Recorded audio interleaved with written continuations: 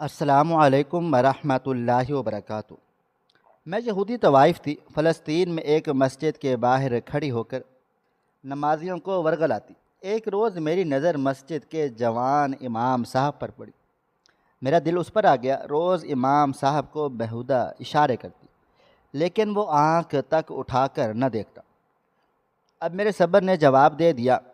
ایک دن آدھی رات کو کپڑے اتار کر مسجد میں چلی گئی۔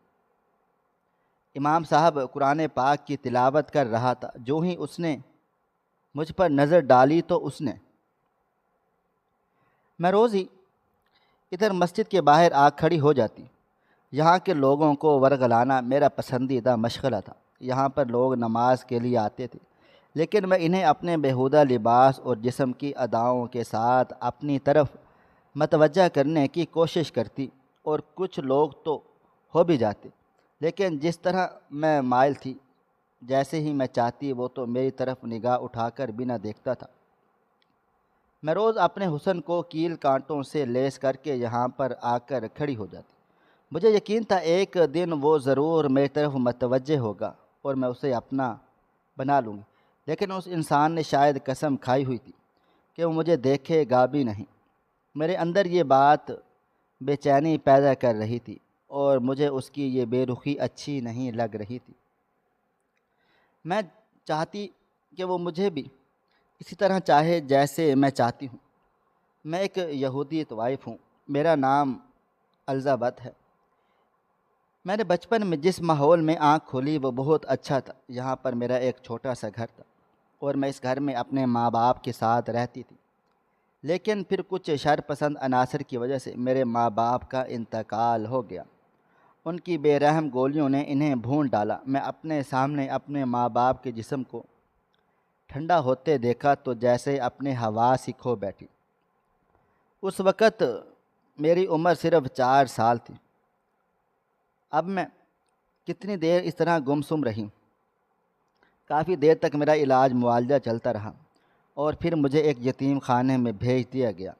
وہاں پر میں دیگر بچوں کے ساتھ پڑھنے بڑھنے لگی، لیکن مجھے یتیم خانے کا ماحول بالکل بھی اچھا نہ لگتا تھا۔ یہاں پر یتیم خانے میں بچوں کو یوں تو اچھی خوراک اور اچھا لباس دیا جاتا، لیکن پھر بھی یہاں پر اکثر لڑکیاں بلوغت کی عمر پر پہنچنے کے بعد پر اسرار طور پر غائب کر دی جاتی رہیں، اور مجھے بہت خوف آتا تھا۔ آدھی رات کو لڑکیوں کو اٹھا کر کہیں بھیج دیا جاتا تھا اور اس کے بعد ان کا کچھ معلوم نہ پڑتا تھا کہ وہ کدھر چلی گئی ہیں۔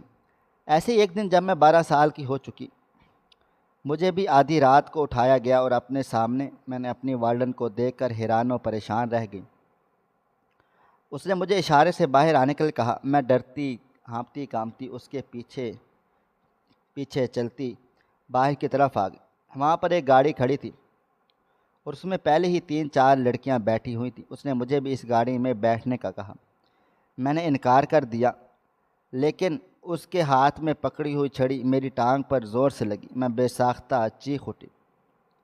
اس نے غصے سے مجھے ڈانٹا اور کہا، چیخو مت اور جاؤ یہاں سے، تمہیں اچھی جگہ پر لے جایا جا رہا ہے۔ اس سے اچھی جگہ کی تفصیل تو نہیں جانتی، لیکن اپنی آنکھوں میں اچھی جگہ کے خواب سجائے میں بھی گاڑی میں آن بیٹھی۔ میں یتیم خانے کی عمارت کو حیرت اور حسرت بھری نگاہوں سے دیکھ رہی تھی۔ میری زندگی کا ایک بہت بڑا حصہ یہاں پر گزرا اور اب میں اس طرح چوروں کی طرح رات کے اس پہر یہاں سے جا رہی تھی۔ گاڑی یتیم خانے کی حدود سے باہر نکل آئی اور سڑک پر دوڑنے لگی۔ میں نے زندگی میں پہلی بار ان مناظر کو دیکھا تھا اور ارد گرد بھاگتے دوڑتے مناظر مجھے بہت اچھے لگ رہے تھے۔ رات کی اس پہر روشنیاں تھیں جنہوں نے انہیں عمارتوں کو خوبصورت بنایا ہوا تھا۔ میں وہ سب دیکھتی کھڑکی سے ٹیک لگا کر بیٹھ گئی، اور پھر آدھے گھنٹے کے ڈرائیو کے بعد گاڑی ایک اور خوبصورت سے گھر کے آگے جا کر رکی۔ میں نے زندگی میں پہلی بار اتنا بڑا گھر دیکھا تھا۔ جیسے ہی وہ گاڑی رکی تو میں آنکھوں میں حیرت بسائے اس گھر کو دیکھ رہی تھی۔ ایک بہت عالیشان محل نما گھر تھا۔ میرے ساتھ جو باقی لڑکیاں تھیں وہ بھی حیرت اور شوق سے اس گھر کو دیکھ رہی تھیں۔ ہمیں اس ڈرائیور نے آگے بڑھنے کے لیے کہا تو ہم آہستہ آہستہ آگے بڑھنے لگے۔ میں ہر چیز کو غور سے دیکھنے لگی۔ جیسے ہی میں گھر میں داخل ہوئی، وہاں پر سامنے ہی ایک بڑی عمر کی عورت نے میرا استقبال کیا۔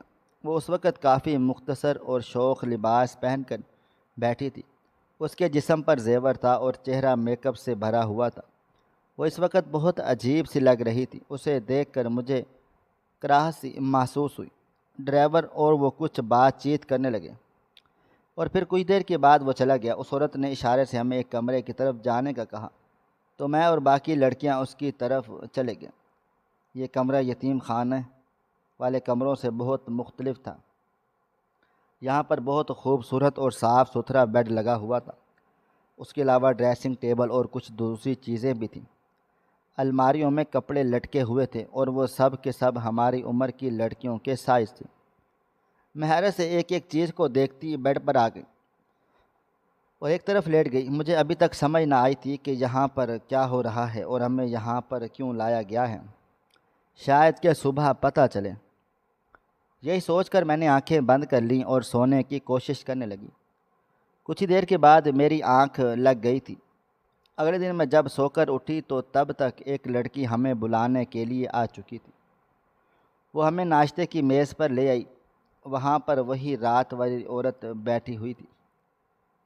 اس وقت اس کا لباس پھر بھی بہتر تھا۔ اس نے ہمیں کرسیوں پر بیٹھنے کا کہا اور وہ ناشتہ کرنے کا کہا۔ میں اور میری باقی سب لڑکیاں وہیں بیٹھ گئیں اور ایک ایک کر کے ناشتے کے لوازمات کرنے لگیں۔ میں خاموشی سے ناشتہ کر رہی تھی۔ کچھ ہی دیر کے بعد وہ رات والی عورت کہنے لگی، اب تم لوگوں کو یہیں پر رہنا ہے۔ بہتر ہے کہ تم لوگ جتنے جلدی یہاں کے رواج سمجھ لو اتنا ہی اچھا ہے۔ آج سے تم لوگوں مہمانوں کے آگے مشروب پیش کیا کرو گی۔ شام کے وقت سج کر بیٹھ جانا۔ یہاں پر سب کچھ ہے سجنے سنورنے کے لیے۔ تم لوگوں کو سب کچھ ملے گا۔ تم لوگوں کے کمروں میں جو الماری ہے وہاں پر ہر طرح کے لباس ہیں۔ اپنی مرضی سے لباس کا انتخاب کر کے شام کو تیار ہو جانا۔ اس عورت نے تفصیل سے کہا تو میں الجھ گئی کہ آخر شام کو تیار ہونے کا کیا مطلب ہے، اور میں نے اس سے پوچھ لیا تو وہ معنی خیزی سے مسکرا کہنے لگی، بہت جلد تمہیں اس کا مطلب سمجھ آ جائے گا۔ ابھی جو کہا ہے وہی کرو۔ میں چپ ہو گئی۔ اس کے بعد اٹھ کر اپنے کمرے میں آ گئی۔ تھوڑی دیر کے بعد وہی لڑکی کمرے میں آئی جس کے لیے رات والی عورت نے کہا تھا کہ وہ تمہیں تیار کرے گی۔ اس نے آ کر ہماری بھویں تراشنی شروع کر دی، ویکس کرنی شروع کر دی اور اس کے علاوہ جو ضروری کام تھے اس نے سارے کیے۔ یہ سارا عمل بہت تکلیف دہ تھا۔ اور پھر اس نے کہا کہ اب تم لوگ نہا دھو لو، اس کے بعد میں تم لوگوں کا باقی کا میک اپ کرواؤں گی۔ میں نے زندگی میں کبھی یہ کام نہیں کروائے تھے اور جب ہو گئے تو بہت عجیب سا لگ رہا تھا۔ میں نہانے کے لیے چلی گئی۔ اتنی دیر میں باقی لڑکیوں کے میک اپ کرنے لگی۔ میں جب باہر آئی تو اس نے میرے بال خشک کر کے ان کا ایک جدید طرح کا ہیئر سٹائل بنا دیا اور اس کے بعد میرا بڑا خوبصورت میک اپ کیا گیا۔ آئینے میں خود کو دیکھ کر حیران رہ گئی اور پھر ایک شوخ لباس میری طرف بڑھا دیا گیا اور کہا، اسے پہن لو۔ اگرچہ وہ لباس مختصر تھا لیکن مجبوراً باقی عورتوں کی طرح وہ مجھے پہننا ہی تھا۔ اس میں باتھ روم میں جا کر لباس تبدیل کر آئی لیکن وہ مجھے بہت عجیب سا لگ رہا تھا۔ میں کبھی اسے ٹانگوں سے کھینچتی تو کبھی بازوؤں سے کھینچ کر لمبا کرنے کی کوشش کرتی، لیکن وہ لباس تو اتنا ہی رہا جتنا اس نے ہونا تھا۔ اس کے بعد وہ لڑکی لے کر ہمیں ایک بڑے ہال میں چلی گئی جہاں پر ایک طرف موسیقی کا کوئی سامان تھا اور ایک طرف مشروب رکھے ہوئے تھے۔ یہ غیر ملکی مشروب تھے جو نشہ آور تھے۔ لڑکی ہمیں ان مشروب کے بارے میں بتانے لگی اور مختلف گلاسوں کے بارے میں بتانے لگی کہ کس گلاس میں کس مشروب کو پیش کرنا ہے۔ میں غائب دماغی سے سن رہی تھی۔ مجھے اس لڑکی کی باتوں میں کوئی خاص دلچسپی نہ تھی لیکن یہاں رہنے کے لیے مجبوراً مجھے یہ کام کرنا ہی تھا۔ اس لیے میں نے ان گلاسوں میں مشروب ڈالنا اور آنے والے مہمانوں کو پیش کرنے لگ گئی تھی۔ یہ مہمان بہت عجیب نوعیت کے تھے۔ سارے کے سارے مرد تھے اور ان کے ہاتھوں میں پھول تھے اور اس کے علاوہ بہت ساری نوٹوں کی گھڑیاں پکڑی ہوئی تھیں۔ وہ سب کے سب وہاں آ کر ایک قطار میں بیٹھ گئے۔ میں باری باری ان کے آگے ٹرے لے جانے لگی۔ جس کو جو مشروب چاہیے تھا وہ اٹھا لیتا تھا۔ لیکن ان مردوں کی نظریں بہت عجیب سی تھیں، بہت گندی نظریں تھیں۔ مجھے وہ نظریں اچھی نہ لگ رہی تھی، میں نے اپنے آپ کو سمٹتی جا رہی تھی۔ مجھے سب کچھ یہ بہت عجیب و غریب سا لگ رہا تھا، اور تبھی اسی رات مجھ پر انکشاف ہوا۔ یہ ایک قہوہ خانہ تھا، جدید دور کا طرز کا بنایا گیا خانہ، جہاں پر مرد اپنی ہوس بجھانے کے لیے آتے۔ یہاں پر عورتوں کی تعداد کافی زیادہ تھی، انہیں جو عورت پسند آ جاتی وہ اسے اس کی مرضی کی قیمت دے کر ایک رات کے لیے خرید لیتے۔ مجھے یتیم خانے والوں نے یہاں پر بیچ دیا، اور اب میرا مستقبل ٹھکانہ یہیں پر تھا۔ حالانکہ میں صورتحال سے نکلنے کے لیے بہت ہاتھ پیر مارے، میں نے بہت احتجاج کیا، لیکن انہوں نے مجھے بہت مارا پیٹا اور زبردستی یہاں پر روکے رکھا۔ پہلے تو میں کچھ عرصہ مہمانوں کو مشروب پیش کرتی رہی، پھر کبھی کبھار کسی نہ کسی مہمان کا دل بہلانے کے لیے اس کے پاس بیٹھ جاتی۔ جب میں 16 سال کی ہوئی تو مجھے اس قہوہ خانہ کے انچارج نے باقاعدہ طور پر دھندے پر اتار دیا، اور جس رات میں نے پہلی بار دھندے پر اترنا تھا وہ باقاعدہ طور پر اس رات میری بولی لگائی گئی، اور جس سے سب سے زیادہ بولی تھی اس نے میرا ہی ساتھ نصیب ہوا تھا۔ قہوہ خانے کی نازاں کو اس طرح کے کام بہت آتے تھے، اور میں اب باقاعدہ طور پر اس دھندے میں شامل ہو گئی، اور میرا کمرہ بھی الگ کر دیا گیا۔ مجھے بڑا شاہانہ پروٹوکول دیا گیا۔ آہستہ آہستہ میں اسی رنگ میں رنگ دی گئی۔ اب قہوہ خانے کی انچارج کو میرے اوپر بہت اعتماد تھا، وہ مجھے اکثر باہر شاپنگ کے لیے بھی جانے دیتی، اور میری ہتھیلی پر پیسے بھی رکھتی، کیونکہ میرے اوپر بہت سارے لوگ بہت مہربان تھے اور پیسہ لٹانے میں ذرا بھی دریغ نہیں کرتے تھے۔ انہی دنوں جب میں ایک بار بازار گئی تو وہاں پر میں نے ایک مسجد دیکھی۔ میں چونکہ اس وقت مختصر سا لباس پہنا ہوا تھا تو میں مسجد کے دروازے پر کھڑی ہو گئی۔ وہاں کے آتے جاتے لوگ میرے جسم سے اپنی آنکھیں سینکنے لگے، اور مجھے یہ بڑا اچھا لگ رہا تھا۔ میں کافی دیر وہیں پر کھڑی رہی، پھر واپس اپنے خانے پر لوٹ آئی۔ لیکن آج میں نے جو مسجد کے باہر کیا اس سے مجھے بڑی دلی تسکین ملی، اور مجھے یہ سب کچھ کر کے بہت اچھا لگا۔ اس کے کچھ عرصے کے بعد میں دوبارہ بازار گئی، پھر میں نے وہی عمل دوبارہ دہرایا۔ میں آج بھی مسجد کے باہر کھڑی ہو گئی اور آتے جاتے لوگوں کو ورغلانے لگی۔ وہ سب میری ادائیں اور جسم کے جلوے دیکھ رہے تھے، دیکھ دیکھ اپنی آنکھوں کو تسکین پہنچا رہے تھے۔ کچھ نے تو آ کر میرے پاس مجھے چھونا بھی چاہا، لیکن اس کی اجازت میں نے نہ دی، کیونکہ جب تک پیسے ہاتھ پہ نہیں رکھے جائیں گے تب تک کوئی چھو نہ سکتا۔ لوگ میرے بے باک انداز کو دیکھ رہے تھے اور مسجد میں آ جا رہے تھے۔ میرے لیے اتنا ہی بہت تھا۔ اسی دوران میری نظر مسجد میں بیٹھے ہوئے خوبصورت اور خوش شکل نوجوان پر پڑی۔ وہ نوجوان نظریں نیچے کیے اپنے کام میں مصروف تھا، اور مجھے اسے اس طرح سے دیکھ کر بہت عجیب سا لگا۔ جہاں پر سب لوگ میرے جسم سے اپنی آنکھوں کی پیاس بجھا رہے تھے، وہیں پر وہ میری طرف نگاہ اٹھا کر بھی نہیں دیکھ رہا تھا۔ میں نے اسے بڑے بیہودہ سے انداز میں مخاطب کر کے بلانا چاہا، لیکن اس نے میری طرف نگاہ بھی اٹھا کر نہیں دیکھا، بلکہ بدستور اپنے کام میں مصروف رہا، اور مجھے اپنی بڑی توہین محسوس ہوئی۔ ایسا لگنے لگا جیسے وہ مجھے نظر انداز کر کے میرے منہ پر تھپڑ مار رہا ہے۔ میں اپنے آپ میں سلگتی ہوئی واپس گھر پر آ گئی۔ آج میرا کچھ بھی کرنے کا موڈ نہ تھا، کیونکہ اس آدمی نے میرا موڈ خراب کر دیا تھا، اور اسی لیے میں نے انچارج سے کہہ کر آج میرے کمرے میں کسی کو نہ بھیجیں، لیکن اسے تو جیسے ہول ہی پڑ گئے۔ اس کا کہنا تھا ایک رات کا اتنا نقصان ہو جائے گا، اس لیے ایسا فیصلہ نہیں کرنا جس سے نقصان ہو۔ میں دل ہی دل میں تلملا کر رہ گئی، اور انچارج نے اپنی مرضی کی اور کمرے کے اندر ایک امیر اور بھوکے مرد کو بھیج دیا۔ چونکہ میرا موڈ اچھا نہ تھا اس لیے میں اسے بھی اچھا وقت نہ دے پائی، لیکن اس نے کوئی گلہ نہ کیا اور مطلوبہ رقم میرے بستر پر رکھ کر چلا گیا۔ میں اس نوجوان کی وجہ سے بہت زیادہ تل ملا رہی تھی، اس لیے اگلے ہی دن میں دوبارہ پھر سے مختصر لباس پہن کر مسجد کے دروازے پر جا کر کھڑی ہو گئی۔ میرا ارادہ تھا کہ آج تو میں اسے ورگلا کر ہی رہوں گی، اور اپنے جسم کا جلوہ اسے دکھا کر رہوں گی، لیکن میرے لاکھ بلانے پر اس نے میری طرف نگاہ بھی نہیں اٹھائی، جبکہ باقی لوگ مسجد میں بیٹھ کر بھی بڑے شوق سے اپنی نظریں میرے جسم کے آر پار کر رہے تھے۔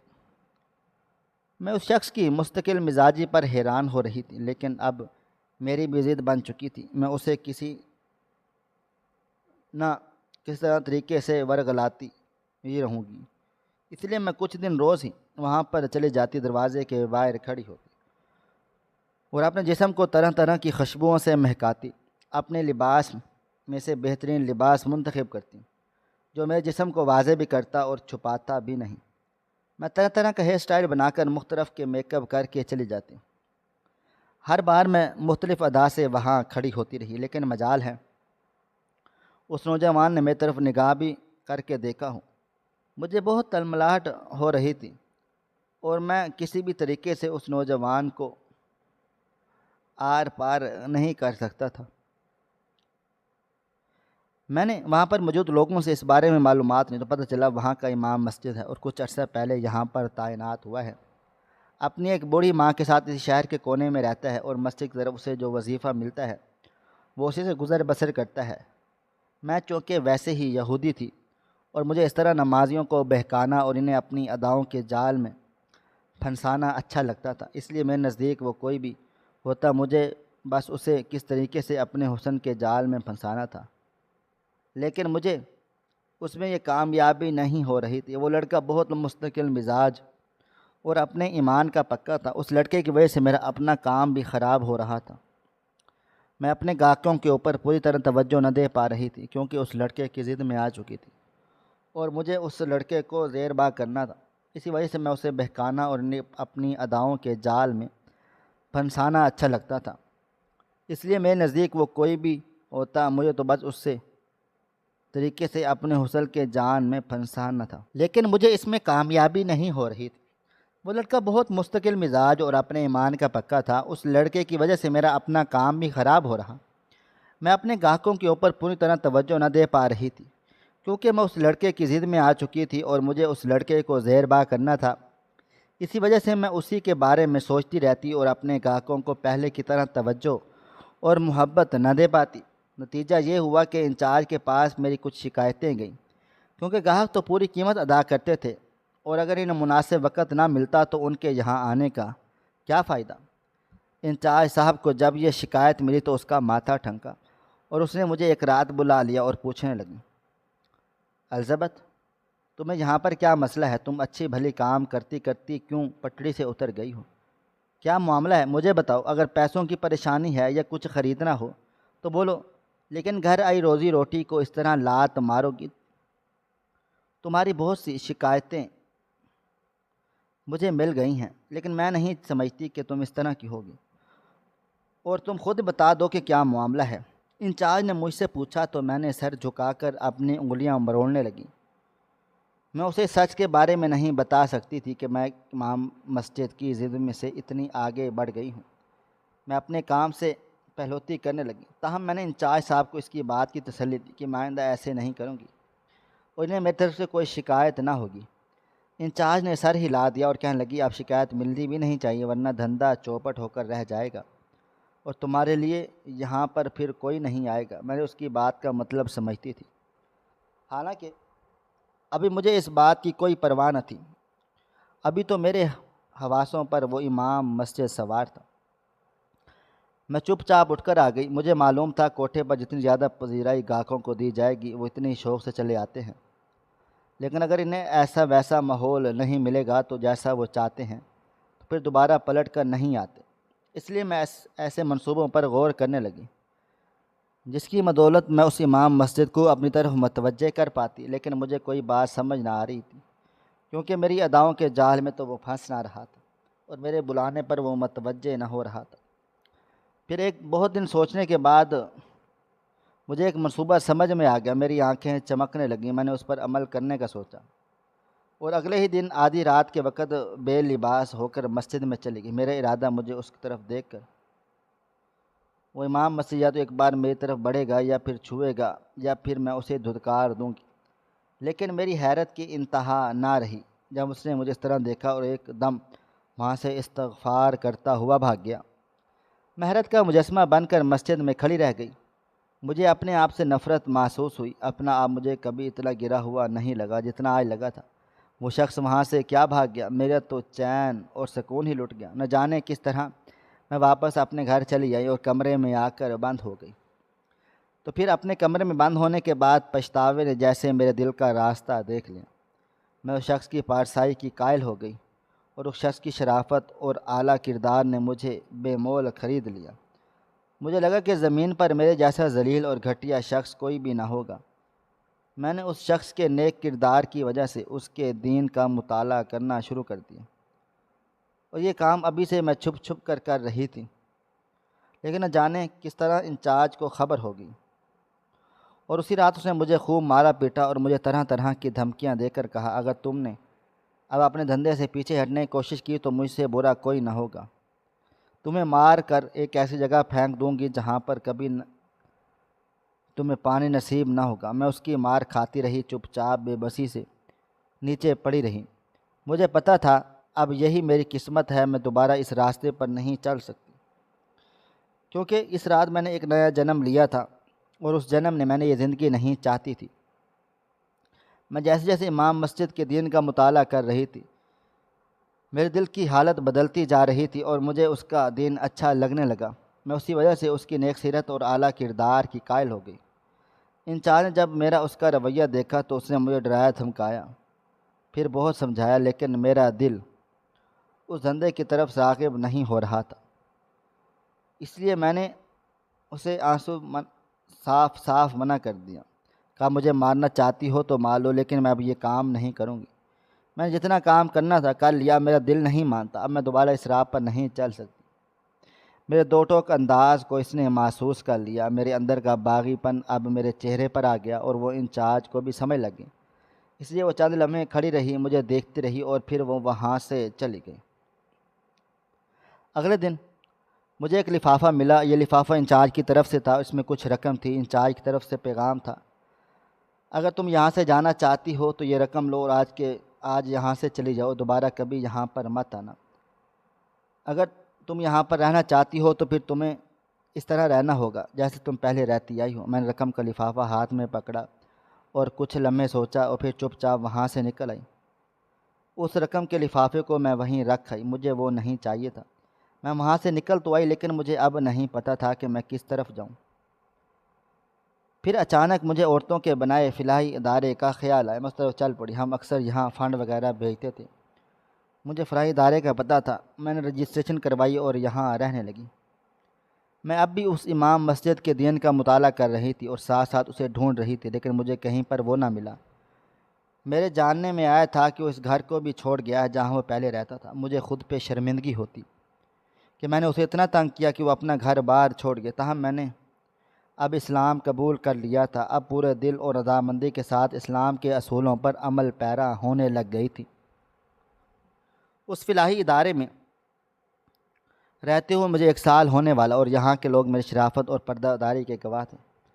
میں نے کوئی نماز قضا نہ کی، اپنی پچھلی زندگی کے جتنے بھی گناہ تھے میں سب پر رو رو کر معافی مانگتی۔ وہ مجھے یقین تھا کہ میرا رب اتنا غفور رحیم ہے کہ وہ ایک نہ ایک دن مجھے ضرور معاف کر دے گا، لیکن دل میں اب بھی اس امام مسجد کی خواہش تھی۔ میں اب بھی اندر ہی اندر اسے چاہتی تھی، جس کی وجہ سے میں یہاں پر پہنچی۔ انہی دنوں میرے انچارج نے مجھے ایک رشتے کے بارے میں بتایا۔ ان کا کہنا تھا کہ لڑکا حافظ قرآن ہے اور دین و دنیا کی تعلیم سے آراستہ ہے، اپنی ماں کا واحد سہارا ہے۔ اس کی ماں کی صرف ایک ڈیمانڈ ہے کہ لڑکی نیک اور پرہیزگار ہو، اس کے علاوہ اسلامی اصولوں کے مطابق اپنی زندگی گزارتی ہو۔ میں نے تمہارا نام دیا ہے کیونکہ یہاں پر تمہارے علاوہ کوئی ایسی لڑکی نہیں جو اسلام کے مطابق شرعی پردہ کرتی ہو اور اسلام کے مطابق اپنی زندگی گزار رہی ہو، اس لیے میں چاہتی ہوں تم اس رشتے کے لیے ہاں کہہ دو، یہ تمہارے لحاظ سے بہتر ہے۔ اور اپنے انچارج کی بات سن کر میں مبتلا سوچ میں پڑ گئی تھی، اور میں نے اسے کہا کہ میں تمہیں سوچ کر جواب دوں گی۔ 2 دن میں نے اس رشتے کے بارے میں سوچا، مجھے تو پتہ تھا کہ وہ حافظ قرآن تو نہیں ملے گا۔ میں نے آخری بار اس امام مسجد کے بارے میں سوچا، پھر اس رشتے کے لیے ہاں کہہ دی۔ میری طرف سے انچارج اور یہاں کے ادارے کی کچھ خواتین نے شرکت کی تھی۔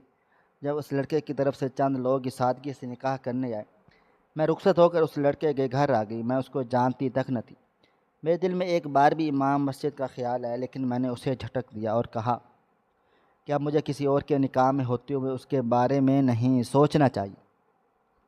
مجھے ایمانداری کے ساتھ اس آدمی کے ساتھ زندگی گزارنی چاہیے۔ میں اپنی سیج پر بیٹھی یہی سب سوچ رہی تھی کہ اتنے میں میرا دولہا اندر آ گیا۔ میں نے چونکہ گھونگھٹ نکال رکھا تھا اس لیے دیکھ نہ پائی۔ اندر آ کر وہ میرے قریب بیٹھ گیا اور شائستگی سے مجھے سلام کر کے میرا گھونگھٹ اٹھایا، لیکن اس کے بعد اس کی آواز نہیں آئی۔ وہ حیرت کا مجسمہ بنا ہوا تھا۔ میں نے جیسے ہی نظریں اٹھا کر اسے دیکھا تو میں خود بھی حیران رہ گئی۔ وہ شخص کوئی اور نہیں بلکہ وہی امام مسجد تھا۔ میں حیرت سے اسے دیکھ کر کہنے لگی، تم؟ وہ بھی اتنی ہی حیرت سے مجھے دیکھ رہا تھا۔ جسے صاف ظاہر تھا اس نے بھی مجھے پہچان لیا تھا۔